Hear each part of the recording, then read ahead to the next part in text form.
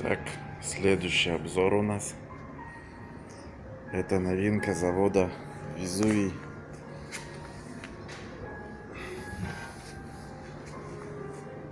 Везувий V10.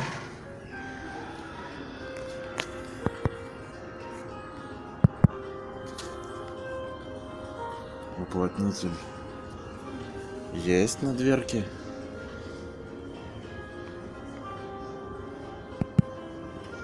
Вот он. Крючковой механизм присутствует.